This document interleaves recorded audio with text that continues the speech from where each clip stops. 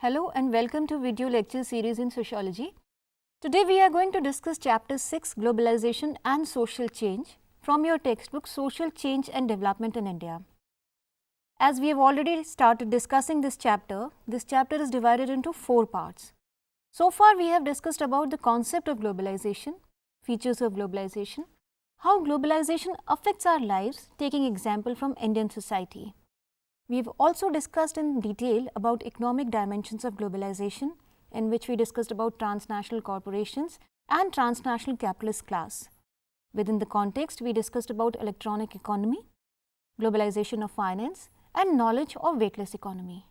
In this lecture, we will discuss about global communication and the rise of international division of labor.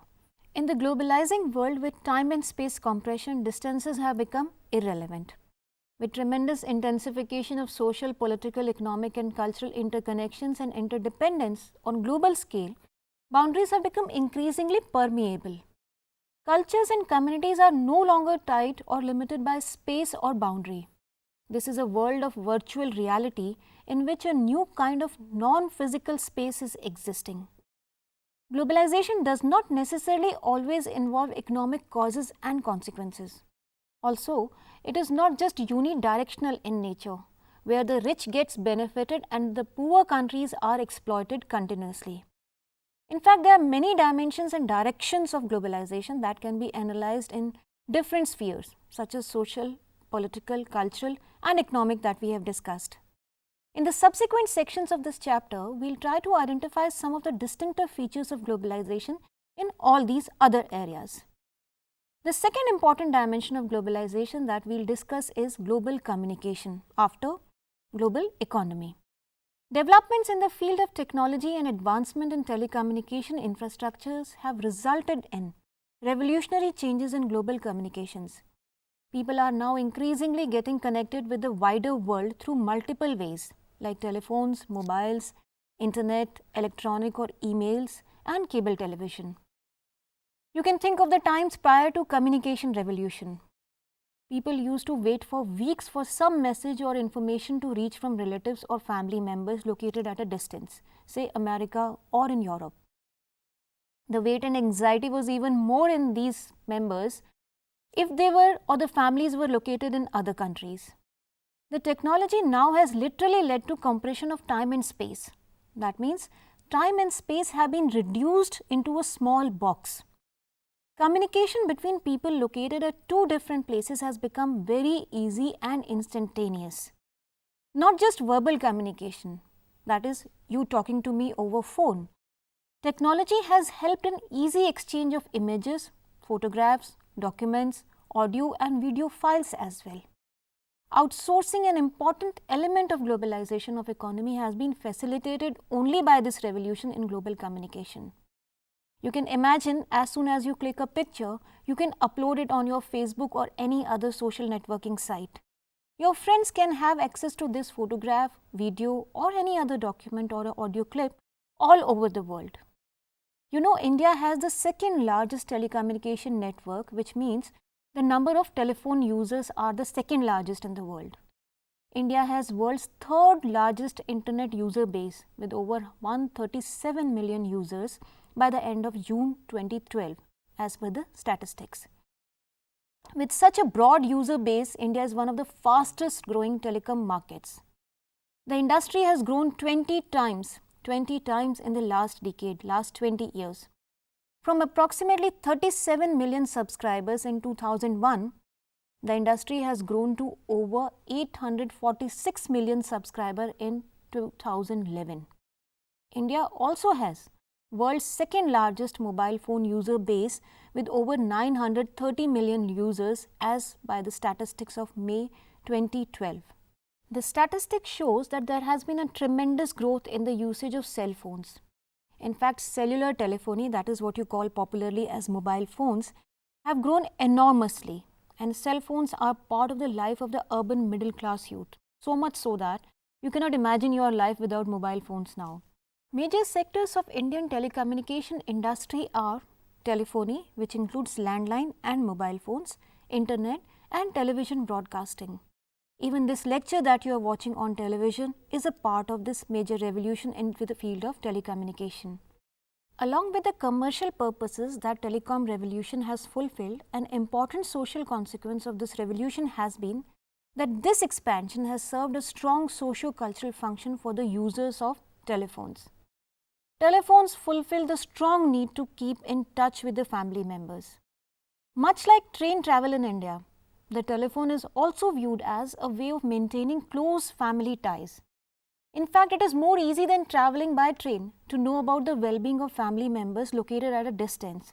You can give a call and find about the well-being of your family members. The advertisements for telephone services also showcase the emotional bond, where parents are talking to their children or grandparents are talking to their grandchildren, highlighting the close family bonds that exist between people, and where mobile or telephone can serve as an instrument to be close to your family members even if they are located at a distance. You must be knowing that about a decade back, 10 years back, cell phone or mobile phones were considered as a luxury item that only rich could afford. Look at the situation now. It is within the reach of people even with moderate or low income.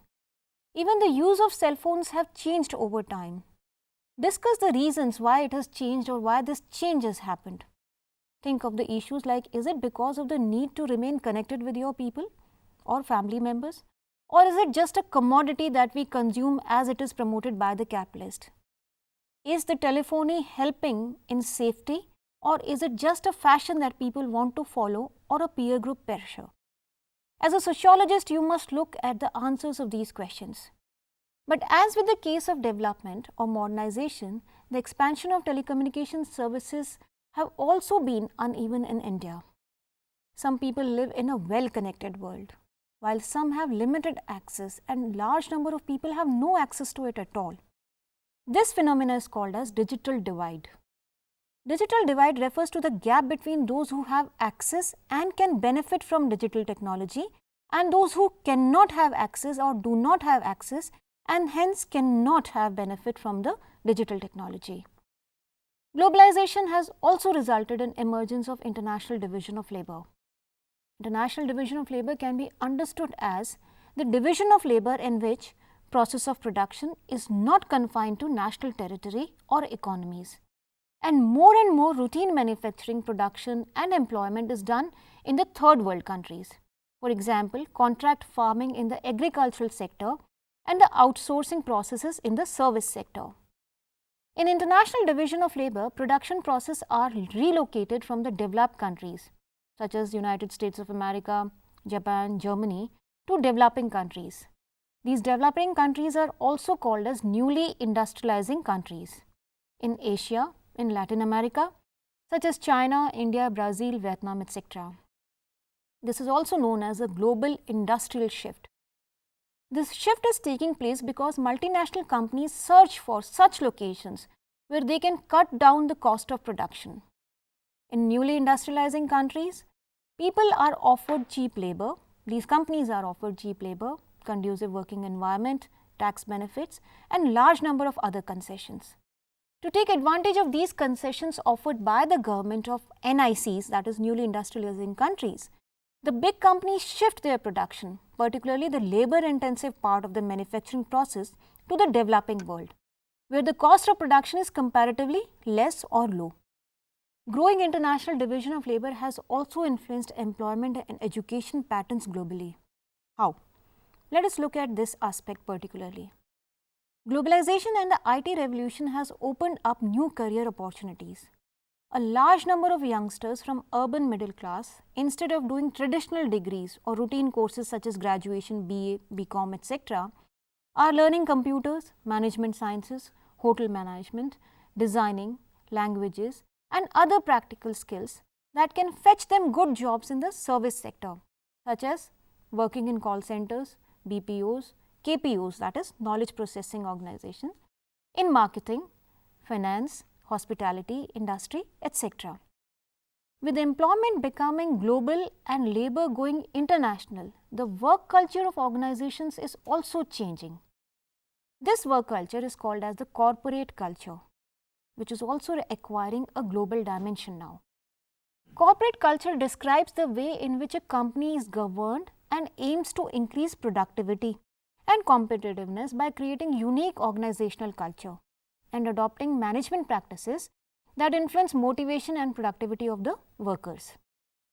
For example, the spread of multinational companies and the opportunities opened up by the IT revolution in India has led to emergence of a professional class in the metropolitan city. This class works in the service sector.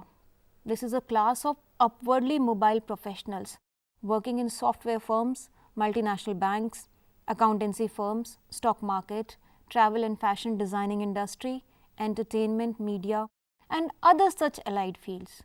The multinational corporations have a different work culture. They offer you many facilities and comfortable office spaces with individual workstations to the employees. A dynamic corporate culture is thought to enhance employee loyalty and it promotes efficiency. It also refers to a way the work is done. The chances of promotion and working conditions are very different in these new corporate cultures. People get exorbitant salary, that is, very good salaries. And they are the main clientele of the booming consumer industry. With rising purchasing power, they are now buying more as compared to the people who were buying less earlier. But being part of corporate sector, these professionals also have a very stressful work schedule. Sometimes they have to work more than 8 hours. They have to work for finishing the products within time. For that, they do not even look at the time or the number of days they are spending on a particular project. Thus, globalization can also be seen as a force that liberates you, but at the same time, it puts you under pressure as well. Talking about globalization as a liberating force, why do we call it as a liberating force?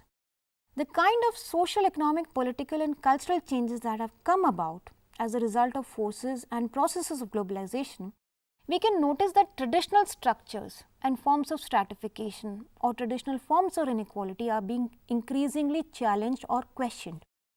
We will discuss about example of emancipation of women here within this context. The defenders of traditional idea of cultural identity defend undemocratic and discriminatory practices against women in the name of culture. These practices could be like, say, defense of sati on one hand or dowry, to defense of women's exclusion from education and participation in public life or even getting educated. Although in India we have always been able to develop a democratic tradition and culture that allows us to define culture in a more inclusive and participatory fashion. However, forces of globalization and modernity are great levelers. These forces offer open opportunities to people irrespective of their socio-cultural affiliations. Yes, you may say it may also lead to rise in income or economic inequality in society, but it reduces socio-cultural inequalities and discriminatory practices because of their inherent characteristics.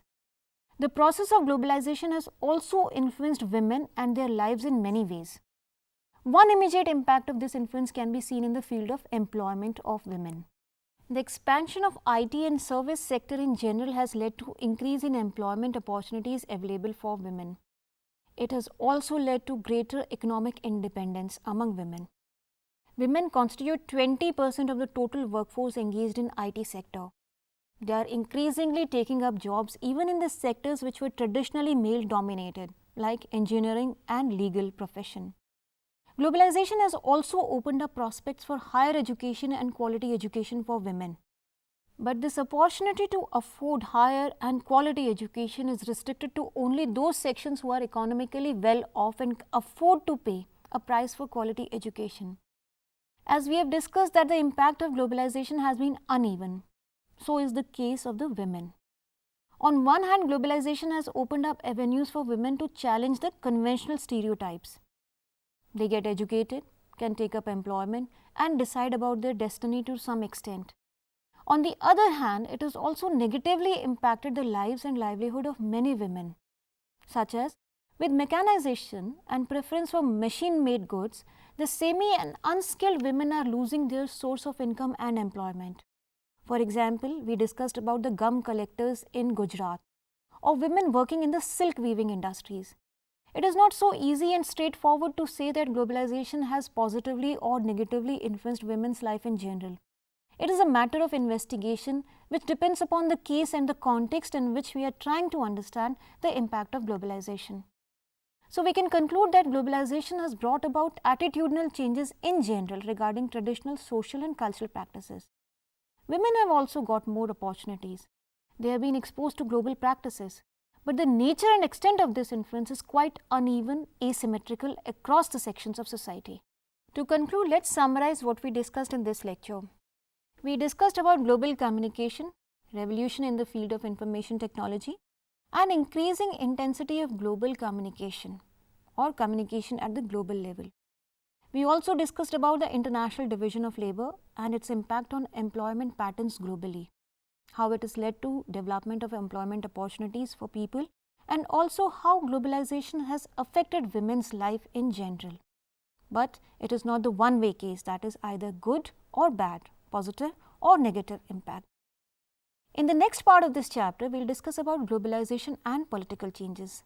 Till then, you can enjoy reading this part of the chapter. Thank you.